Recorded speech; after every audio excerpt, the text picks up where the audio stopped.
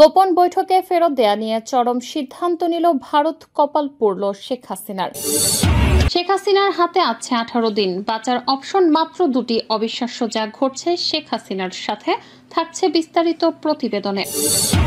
ধরা খেল জাতীয় গোয়েন্দা সংস্থা রয়ের গুরুত্বপূর্ণ এজেন্ট সন্তোষ শর্মা। সন্তোষ শর্মা ভারতীয় মদতপুষ্ট সংবাদপত্র কালবেলা পত্রিকার সম্পাদক এবং আওয়ামী লীগের চিহ্নিত দোসর। অভিযোগ আছে বাংলাদেশে আলেম নির্যাতনে জঙ্গি নাটকের পরিকল্পনা করতেন তিনি।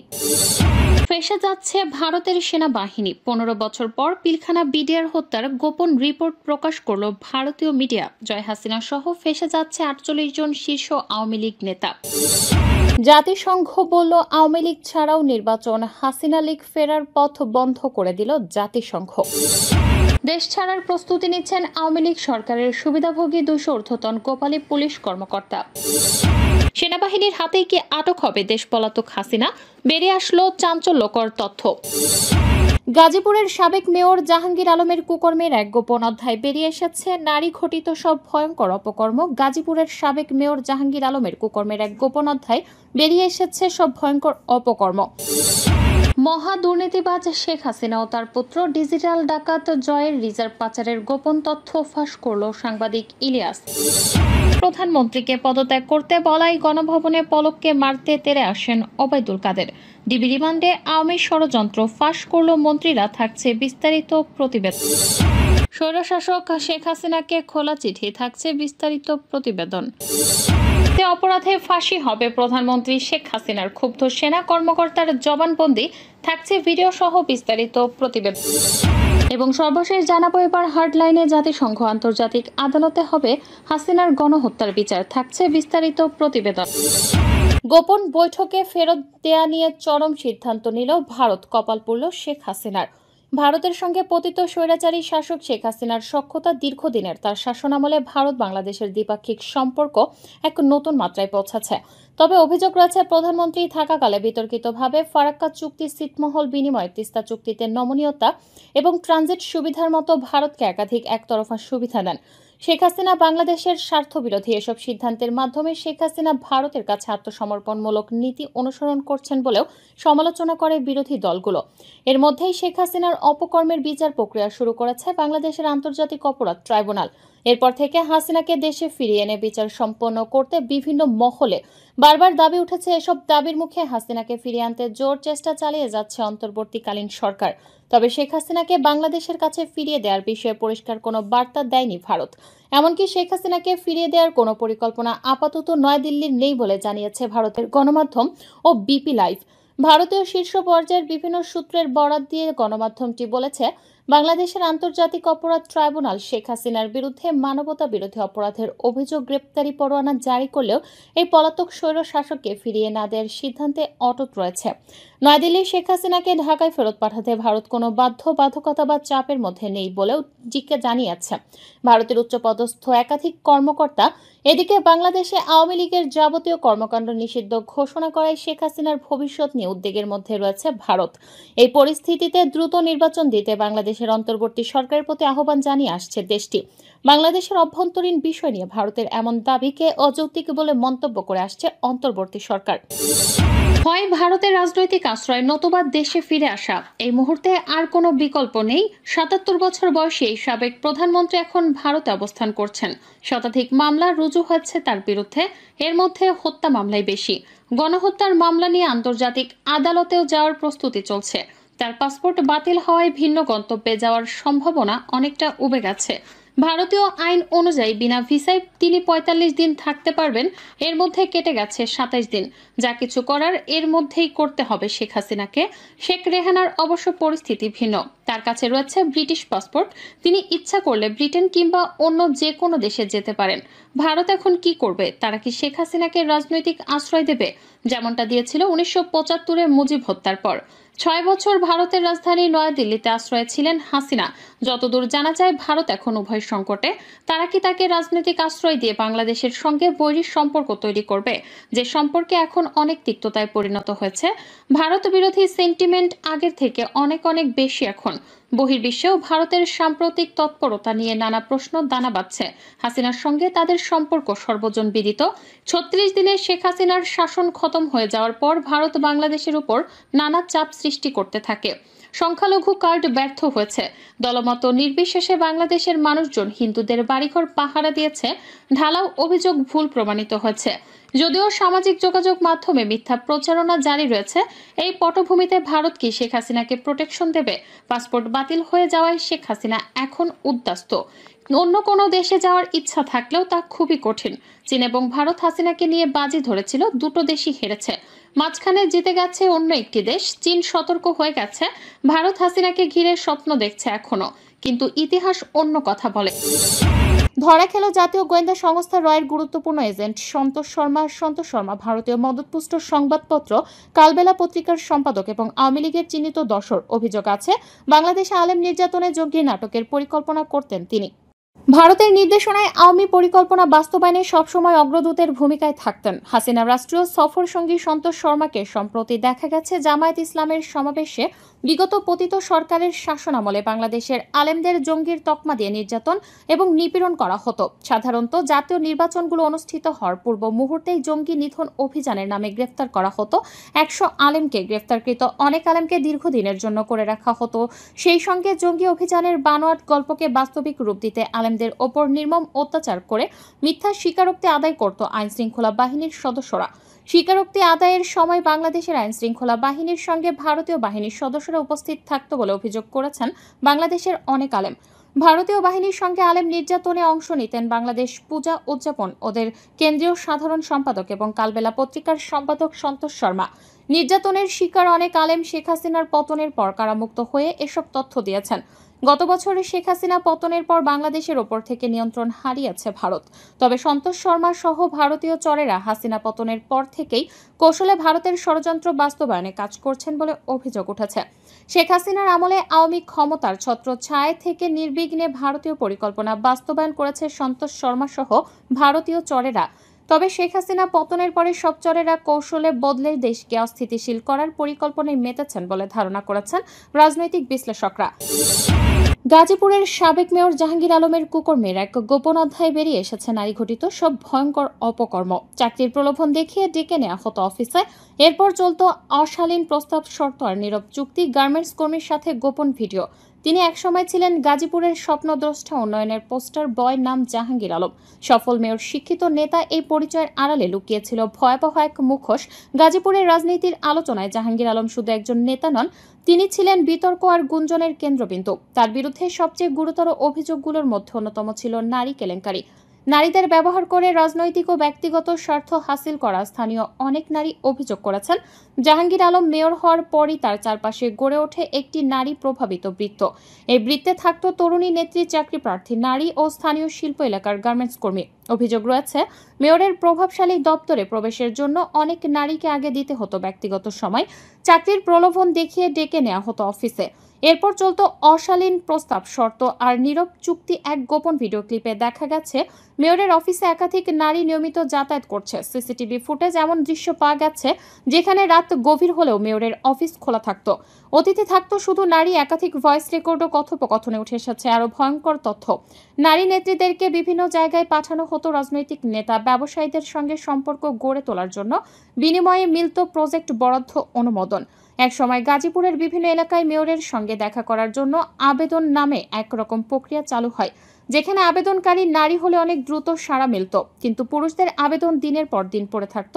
বিশ্বস্ত সূত্র মতে মেয়রের সহযোগিতায় গোপনে গড়ে তোলা হয়েছিল এক অফিস হাউসিং সিস্টেম, যেখানে নির্দিষ্ট কিছু নারীকে দেয়া হতো থাকা খাওয়ার ব্যবস্থা, যাতে তারা সবসময় প্রস্তুত থাকে। মেয়রের প্রয়োজনে এমনকি নারী নেত্রীদের বিয়ের প্রতিশ্রুতি দিয়ে ব্যক্তিগত সম্পর্কে জড়ানোরও অভিযোগ আছে। কিন্তু একবার সম্পর্ক হয়ে গেলে ব্যবহারের শেষে তাদের সরিয়ে দেওয়া হতো আর নতুনদের জায়গা দেওয়া হতো সেই চক্রে। কয়েকজন নারী যখন এই চক্র থেকে বেরিয়ে প্রতিবাদ করতে চান, তখন হুমকি দেওয়া হয়, ভিডিও ফাঁস করে দেওয়ার ভয়, সামাজিকভাবে অপদস্থ করার ভয়। কেউ কেউ থানায় গিয়েও মামলা করতে পারেননি, কারণ প্রতিটি থানার ওপর ছিল মেয়রের রাজনৈতিক প্রভাব। এমন এক ভয়ানক সামাজিক কাঠামো তৈরি করেছিলেন জাহাঙ্গীর আলম। 2009 সালের 25 ও 26 ফেব্রুয়ারি ঢাকার পিলখানায় বিডিআর সদর দপ্তরে ইতিহাসের জঘন্যতম হত্যাকাণ্ড সম্পর্কে পিনাকি বলেছেন, বাংলাদেশে যে বিষয়টি খুব ভালোভাবে জানা নেই তা হলো সেনাবাহিনীর ব্যারাকে ফিরে গিয়েছিল ভারতের চাপে। 2009 সালে যখন তৎকালীন সেনাপ্রধান জেনারেল মঈনুদ্দিন আহমেদকে তার অধীনস্থ কর্মকর্তারা বিডিআর বিদ্রোহ দমনে গুলি চালানোর নির্দেশ দিতে চাপ দিচ্ছিলেন, ভারত তখন সামরিক হস্তক্ষেপের হুমকি দিয়েছিল। নয়াদিল্লি তখন হাসির নিরাপত্তা নিয়ে চিন্তিত ছিল, আর ভারতকে হুমকি কেবল নিছক হুমকি ছিল না। পিনাকি আরও বলেন, ভারতের কারণে হাসিনা রাজনৈতিকভাবে তখন পরিস্থিতি নিয়ন্ত্রণ নিতে পেরেছিলেন এবং সামরিক বাহিনীর চাপ থেকে নিজেকে মুক্ত করতে পেরেছিলেন। এরপর থেকে তাকে পেছনে ফিরে তাকাতে হয়নি। সেদিন বাংলাদেশ সেনাবাহিনী এবং র্যাপিড অ্যাকশন ব্যাটালিয়ন বিডিআর সদর দপ্তরে আশেপাশে শক্ত অবস্থান গ্রহণ করেছিল।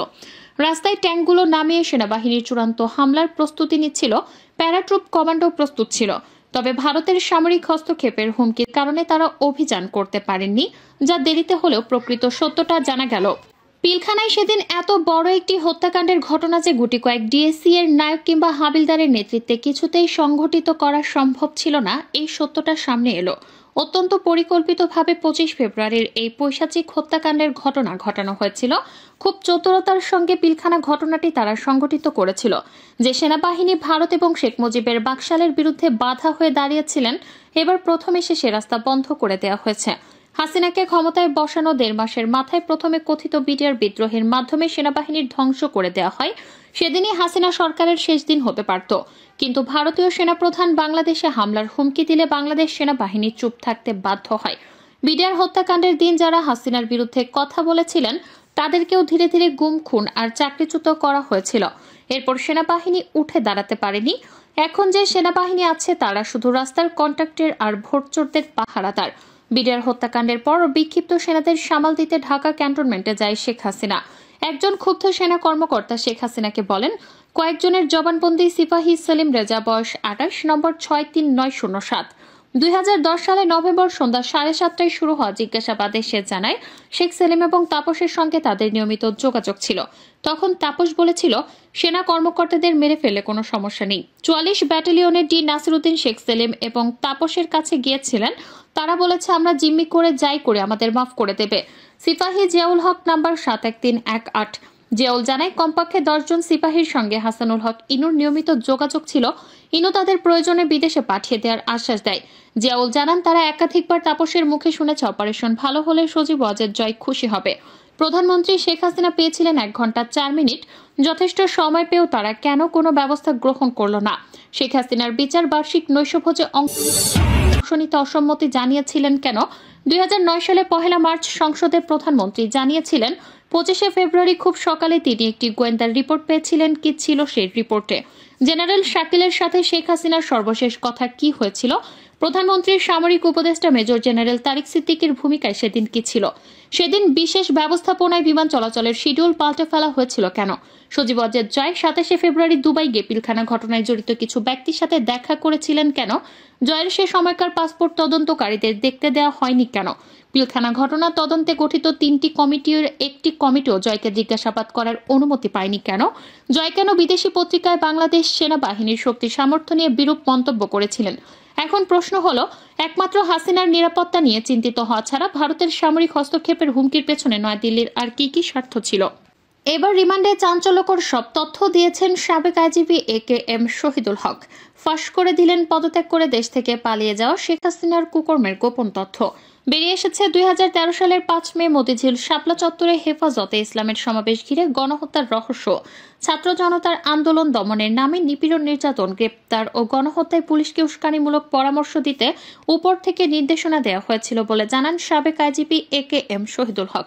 গ্রেপ্তারের পর ডিবি হেফাজতে 7 দিনের রিমান্ডে জিজ্ঞাসাবাদে এসব তথ্য দিয়েছেন তিনি দাবি করেন, পরিস্থিতির কারণে তিনি সেটা করেছেন। সরকারের পক্ষ থেকে সাবেক পুলিশ কর্তাদের ভোকাল হতে বলা হয়েছিল। গোয়েন্দা পুলিশ সূত্রে জানা গেছে, 2013 সালের 5 মে মতিঝিল শাপলা চত্বরে হেফাজতে ইসলামের সমাবেশ ঘিরে উৎকণ্ঠার মধ্যে মধ্যরাতে অভিযান পরিচালনা করা হয়।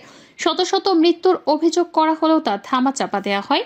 সে সময় নানামুখী চাপ ও নিষেধ সত্ত্বেও সাবেক ডিএমপি কমিশনার ও পরবর্তীতে আইজিপি বেনজির আহমেদের নেতৃত্বে হেফাজতের সমাবেশে সেই রাত অভিযানের নামে গণহত্যা চালানো হয় বলে অভিযোগ রয়েছে। ছাত্র জনতার আন্দোলনের চূড়ান্ত দিনে গত 5 আগস্ট রাজধানীর উত্তরা থেকে গণভবন অভিমুখে আসা গণমিছিল রুখে দিতে ডিসপাচ করার বার্তা দিয়েছিলেন সাবেক আইজিপি শহীদুল হক। ডিবি হেফাজতে রিমান্ডে শহীদুল হকের দেয়া সব তথ্য গণমাধ্যমকে জানিয়েছেন গোয়েন্দা রমনা বিভাগের এক ঊর্ধ্বতন কর্মকর্তা। শহীদুল হক বলেছেন, পরিস্থিতির কারণে সরকারকে সহায়তা এসব করেছে।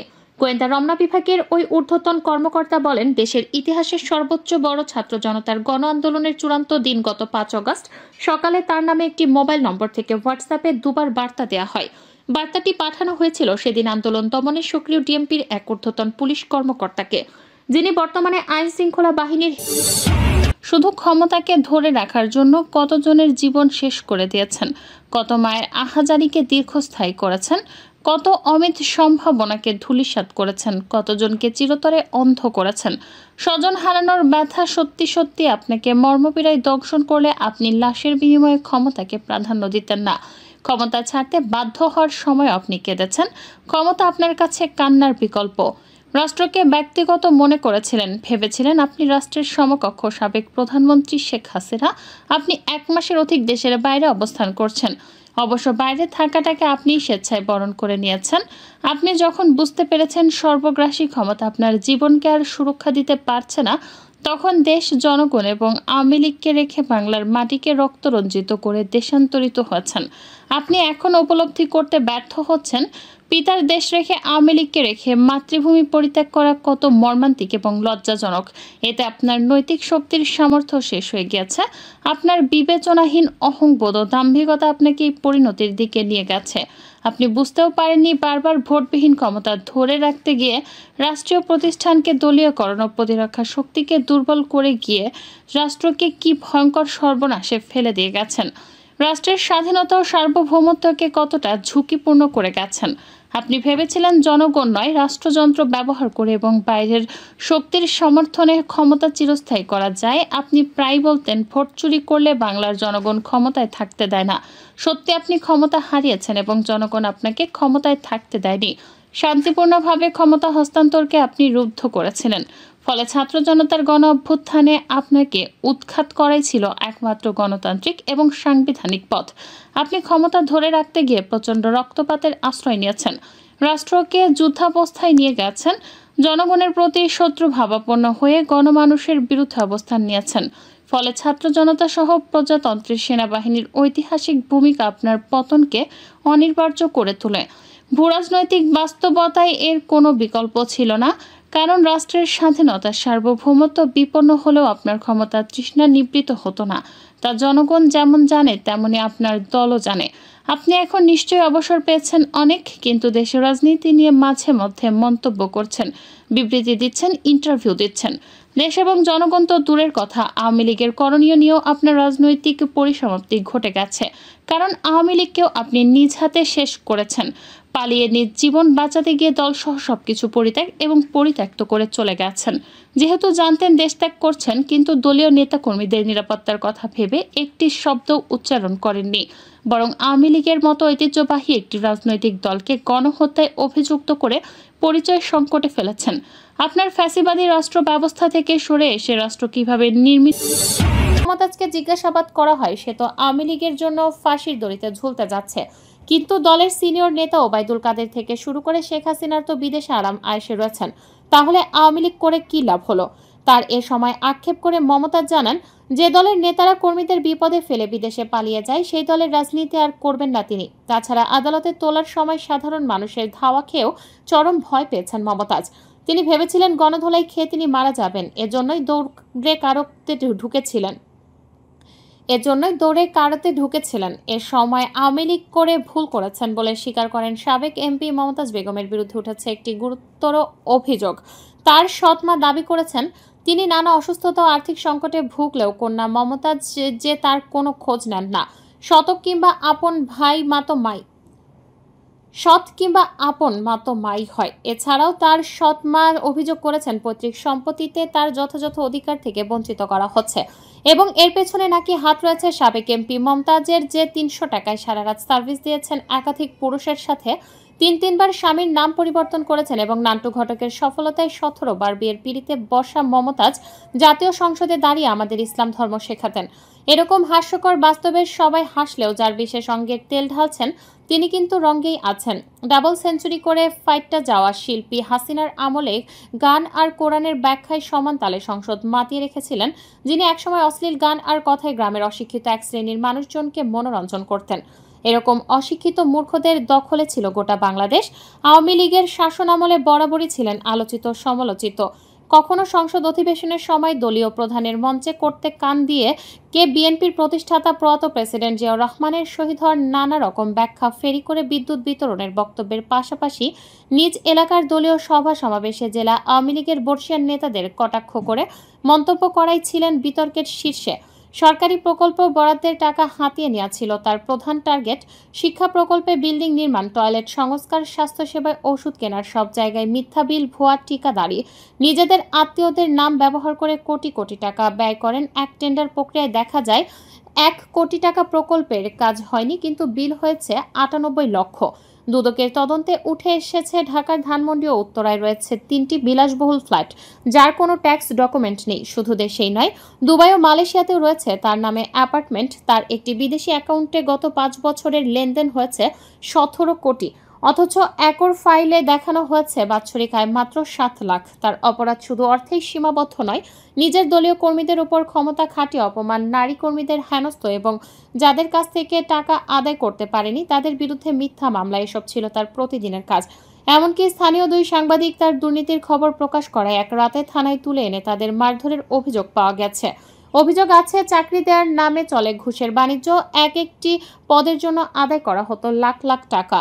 নিজের প্রতিষ্ঠিত এনজিওর মাধ্যমে বিদেশের টাকা পাচার করেছেন বলে জানায় দুদক। সম্প্রতি দুবাইয়ে, লন্ডনে তার নামে বিলাসবহুল অ্যাপার্টমেন্টের কাগজ পাওয়া গেছে।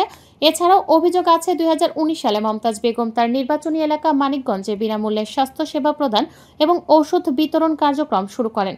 পরে অভিযোগ ওঠে যে তার পক্ষ থেকে বিতরণকৃত ওষুধগুলো নিম্নমানের, সরকারি অনুমোদনবিহীন ছিল। সেলিনা হায়াৎ আইভী আলোচিত নেত্রী থেকে কারাগারে এক বিশ্বকে পেতনির গল্প। শেখ হাসিনা সরকারের পতনের সঙ্গে সঙ্গেই নারায়ণগঞ্জ থেকে পালিয়েছে বিতর্কিত ওসমান পরিবার। হত্যা, ঘুম, চাঁদাবাজি, দখলবাজি সহ অপকর্মের হত্যা। শামীম ওসমান, সেলিম ওসমান, আজমিরি ওসমান সহ এই পরিবারের সব ক্যাডার লাপাত্তা। তবে আওয়ামী লীগের রাজনীতি করলেও 5 আগস্ট হাসিনার